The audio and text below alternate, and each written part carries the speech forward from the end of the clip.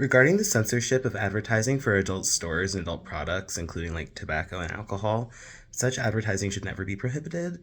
For one, the lack of advertising doesn't stop people from finding the different things, using them, and all the behaviors associated with it. But the lack of advertising does encourage ignorance on the subject. So that means that it'll be difficult for people to find information, where to find a product, and that allows less reputable or less popular companies to lure consumers astray for low quality products. And occasionally that means dangerous products.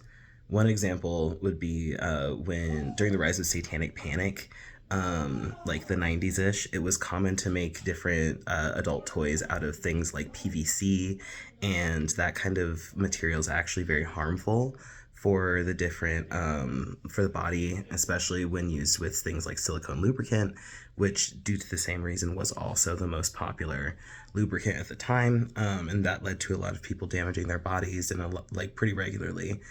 And it did not lessen the behavior. It didn't stop people from buying those things. It just made it less safe. And often the reason, like the desire to want to get rid of these things, is due to, purity culture, especially when it's influenced by, religious or conservative values.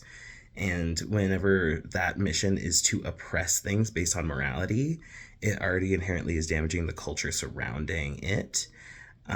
So, like, for example, if one were to push away the idea of, like, cigarettes, for example, it sort of is damaging the different community around the thing, even if that community is not something that's considered a healthy community, if that makes sense. And it's inherently damaging to the idea of the First Amendment. The freedom of speech and press should be protected, despite how that might make other people feel. And also, in this era of selective exposure, we get to choose our advertising preferences. We can hone in on that. If individuals don't want to get advertised a certain product, we all have the ability to change our ad settings. And that's an amazing thing about selective exposure nowadays. It's one of the only good things about selective exposure, in my opinion. So thank you so much. Bye.